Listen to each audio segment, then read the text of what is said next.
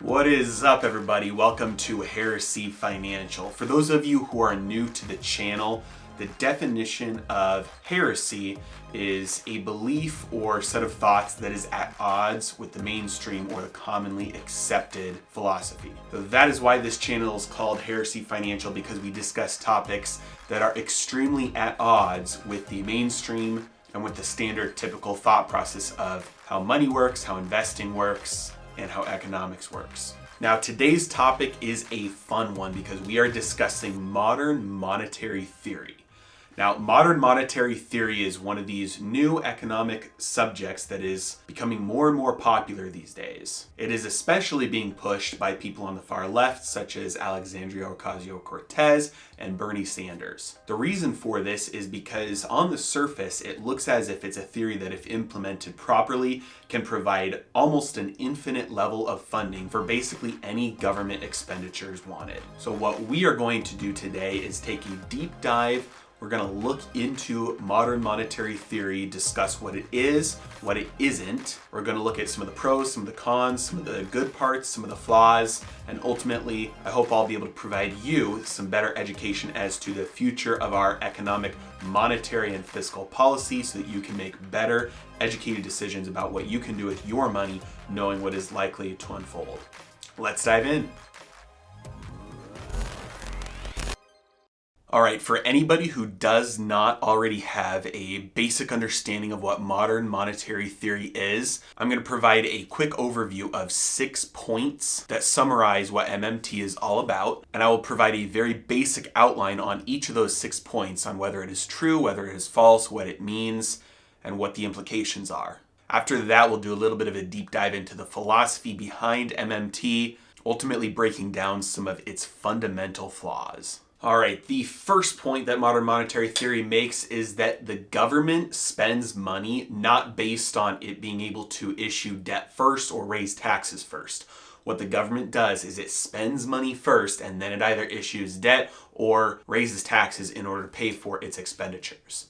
Now, this is absolutely true. This is what the government does, and it's how it operates, unfortunately. So it's kind of funny that this is one of the main points that MMTers usually talk about, because ultimately they're just pointing out reality, something that classical economists and now MMTers are all saying. Really, it's nothing new, and ultimately it doesn't even really support the agenda that MMTers are trying to push forward. So to me, it's kind of funny that this is one of the main things that they say, but it's important because they are pointing something out that especially the mainstream traditional Keynesian economists don't really like talking about. The second point that is integral to MMT is that the government, the US government specifically, cannot default on its debt. And it's because their debt is denominated in US dollars, and the government has the monopoly on creating US dollars. So it is literally impossible to have an outright default on any debt denominated in US dollars by the US government, because they can always just print more money to pay off that debt. Now, again, this is true. There is no possibility, aside from a choice, to outright default on debt for the US government if it's denominated in US dollars. So because this is one of their main points, usually some of the counterpoints say that, oh, well, MMTers don't really care about the deficit. They say it can get as big as it wants, because ultimately it doesn't matter how big it is because we're never going to default. And true MMTers say, no, that's not what we're saying. What we're saying is that it's impossible to default, but we do think that the deficit is still important. Now, the third point that MMTers make is that the only true limitation on government spending is price inflation. Now, this is one that we are going to come back to and really hone in on, because usually MMTers mention it, and then they say, but in today's day and age, inflation is really not that big of a concern. We don't see a lot of inflation, so that's not really a concern. Let's move on. It is technically, they are right, the limitation on government spending in the way that we have our economy set up, and the consequences of breaking this rule are disastrous. Now, the fourth point that they make is that the government can control inflation through taxation and bonds. Now, this one is a little bit of a tricky one, because they say, hey, if we're printing a lot of money as the government and we're injecting a lot of money into the economy, that could cause prices to rise. And so in order to compensate for that, in order to pull back on inflation, what we'll do is we'll draw money back out of the economy through taxation and the issuance of government bonds. Now, that is, again, technically true that money leaving a system is going to be deflationary in its pressure versus money coming into a system will be inflationary. So they have that right. But in practice, I really find it difficult to believe that they'll be able to implement this with all of the other policies in place, because what it means is it means getting the budget back towards balanced or even a surplus in order to have that net effect. And basically, the whole point of MMT is to run big deficits. And that leads us to the fifth point, which is the reason why they run big deficits, because by pure accounting algebra, it is technically true that a government deficit equals a private surplus. Because if the government spends more money than they tax and they run a big deficit, what that means is that that money went into the economy. So from an accounting perspective, anything that is not staying with the government, anything that's not balanced or surplus, any net spending, a deficit by the government, is going to result in an overall economic surplus. And again, from pure accounting, that is true. The problem is the way they define surplus. Usually they say savings is net savings, which is savings minus investment. So ultimately you can make this accounting equation work with anything. You could substitute a private company for the government, and then if that private company has any expenditures, that is going to necessarily be a net surplus to everything that is not that private company. This point was pointed out by Robert P. Murphy in his article on Mises.org about MMT. And so what MMTers say is that since a government deficit produces a economically private surplus, that the government running deficits is not competing with funds or crowding out investments in the private sector. They're saying that private sector savings is 100% reliant upon government deficits, which is demonstrably false, but we'll get into that a little bit later. And now the final push that MMTers have is that they want Congress and our government spending plans to look at the goals and the growth and the results of their spending rather than just the pure budgetary impacts. So they say instead of looking at just how much this will impact our deficit and our total national debt, instead the question we should be asking is, what are the returns on the investment that we're going to be making with this money, regardless of its impact on the budget or the deficit? Which, okay, fine. If you want to look at it that way, fine.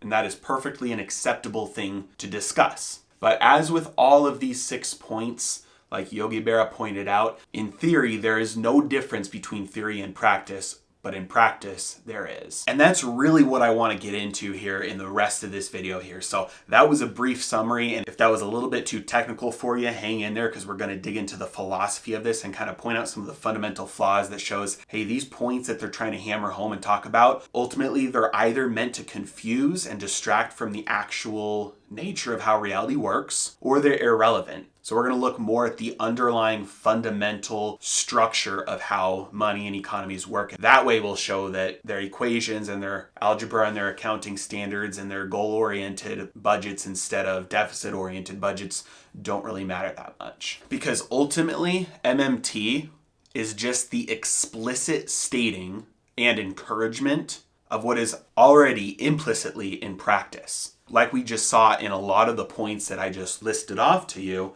MMT is really just describing the way that our government is currently operating and that money kind of works, but they're doing it in a way that's meant to distract you and say, hey, if the government can run a deficit and in a closed economy that results in a net surplus to a private sector, then that's necessarily a good thing and we should push for more of that. So ultimately, they're not really saying anything incredibly revolutionary or new. They're just pointing out some of the ways reality works, but then they're manipulating that and they're saying we should use that to push our agenda. And the entire agenda rests on this: central planning. Central planning is the goal and 100% the only outcome that all MMTers are shooting for. If you put everything on a spectrum, from a free market economy over here to a 100% centrally planned economy over here, and let's say America is somewhere in the middle, everything MMT is pushing for is a push towards a centrally planned economy. Now, the problem with that is that it is historically and empirically proven that centrally planned economies are the least efficient compared to free market economies. They're the most destructive of wealth compared to free market economies. And left unchecked and pushed to the ends, they've resulted in the bloodiest and most deadly outcomes in all of history. The fundamental concept behind a centrally planned economy is that the individual does not know what's best for him or herself.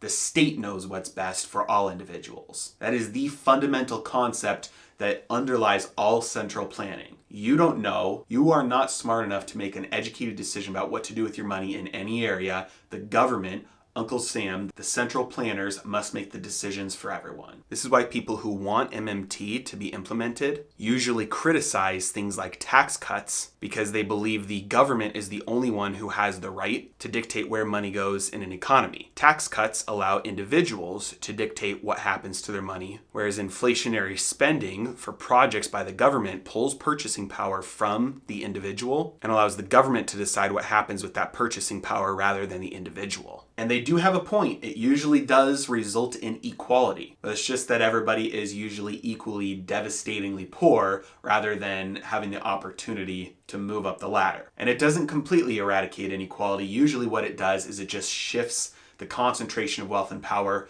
from the capitalists, the investors, the business owners, and the entrepreneurs to the bureaucrats and the politicians, the criminals, the ones who give bribes, and the rent seekers. The reason why central planning is so ineffective and destructive is because economies have what's called dynamic complexity. And any system that is considered a complex system with dynamic complexity is impossible, literally impossible, to control effectively centrally. These are systems that work from the ground up. They're bottom-up systems, and they evolve and they move and they interact with each other naturally in ways that are pretty much unpredictable. There's a mathematician, Michael Berry, and he used an example of a pool table. And if you know the size and the weight of the pool ball, and you know the resistance of the pool table, which are both things that are fairly easy to calculate, and you also know the strength and the direction of the impact from the cue stick on the ball, you can predict with almost certain accuracy what that ball will do and where it will go. Now, if you add in a second hit and you want to predict where that ball will be after that second hit, you just have to be a lot more precise in your calculations about the resistance and the weight and the direction and all of the pieces. But every time you add on the next bounce of that pool ball, it exponentially increases the amount of accuracy you have to have about each input. By the time you get to the ninth hit or the ninth bounce, you would need to know the exact gravitational pull of a person standing next to the pool table and the impact that has on the ball. And the time that you get to the 56th impact on the ball, you would need to be able to compute the impact of every single particle in the universe.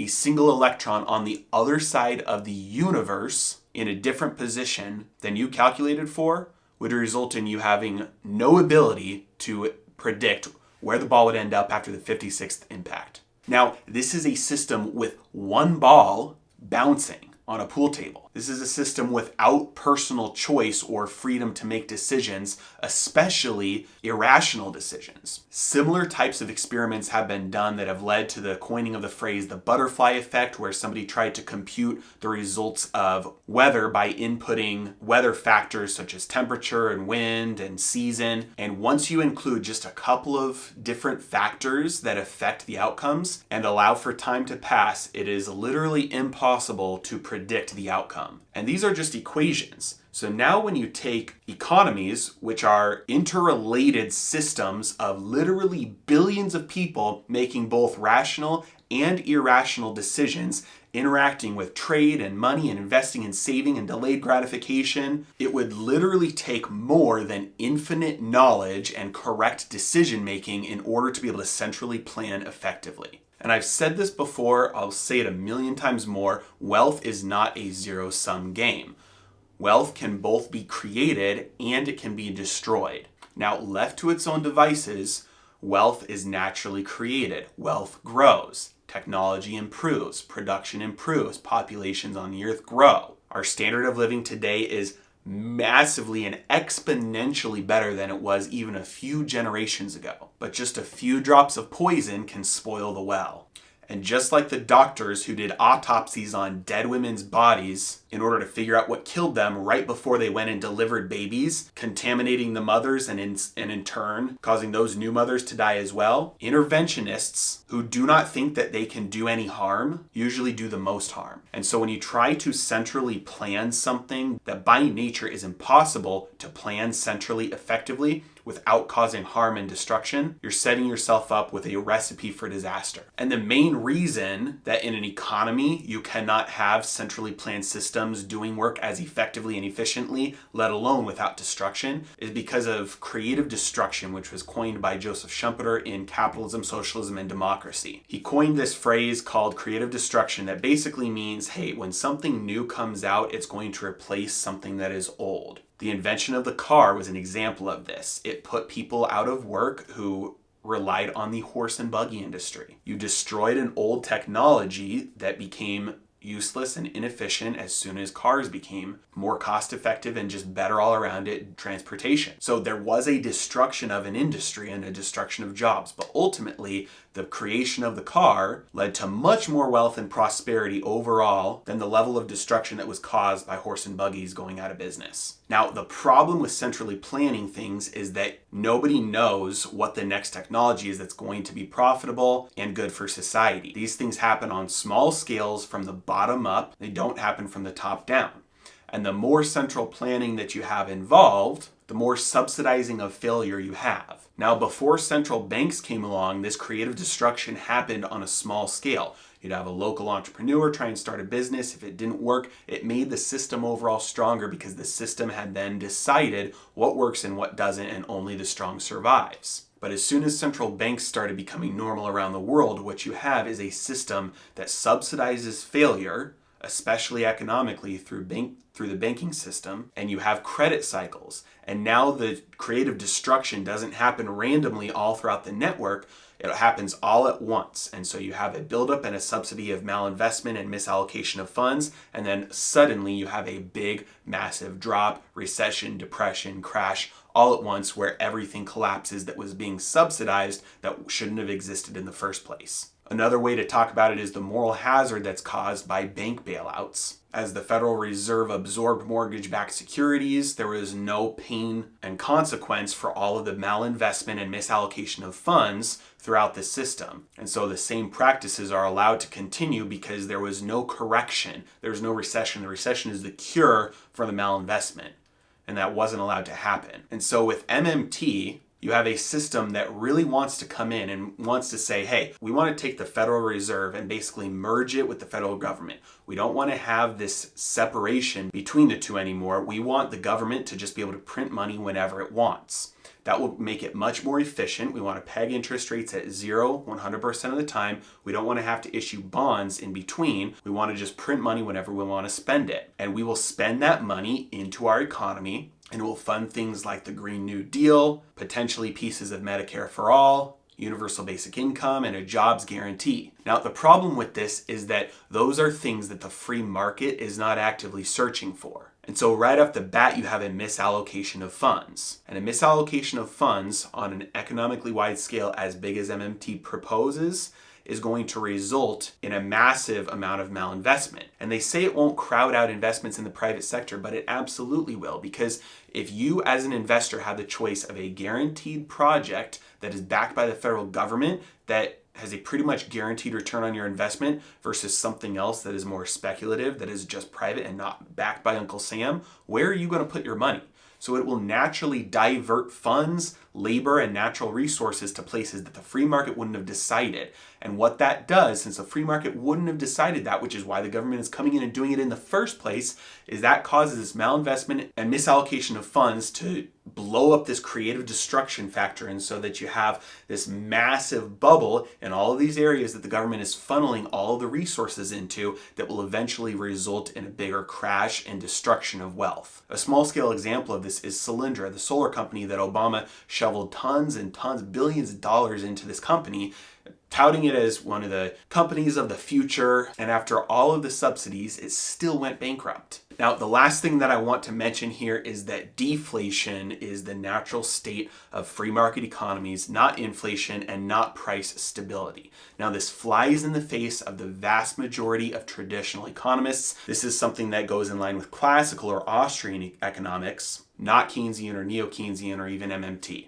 But it is true and historical that when you look back at systems that are built on sound money and free market economies, deflation is the natural state of growth. Because with a fixed amount of money in a system, whenever you have growth, that automatically makes that money represent a larger portion of the overall pie, which means that things get cheaper. Even though the Federal Reserve right now is seeking price stability in name, but really what they're looking for is more inflation than what we already have, price stability in and of itself isn't even good. Deflation is the natural state of things that naturally favors the poor, the opposite of inflation, which naturally favors the rich. Let's say we have complete price stability. You make $30,000 a year and you have just enough to pay your bills. You live with a roommate, you shop at cheap grocery stores, you don't run up credit card debt, you have just enough to get by. Unless you drastically change something in your life, your income won't change and your expenses won't change. You have no ability to get ahead. Now, in our current system, where we have lots of inflation, next year you won't be able to pay your bills. You'll run up some debt because the cost of living will increase.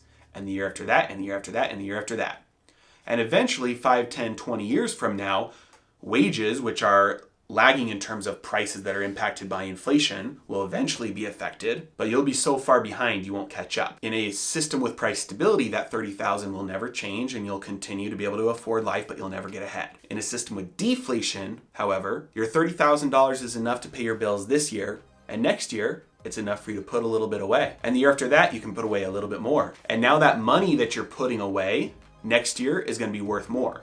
Let's say you can put away $100 this year. Well, next year that can buy $102 worth of stuff. And herein lies the biggest problem with central banking, inflationary money printing, spending rather than spending through taxation, and ultimately what MMT is looking for. They're explicitly stating and encouraging a system where the government pulls money out of thin air and spends it on things that the government decides it should be spent on, not things that the markets or the economy have proven to be good investments or effective at building wealth and growing individual standard of living. And so the misallocation of funds will result in bubbles and malinvestments at the same time as it's causing more and more of an increase in the cost of living. Because despite what they say, inflation will run out of control if we move closer and closer to MMT. Because the only way to pull back on inflation in an MMT system is through taxation and bond issuance to an order of magnitude more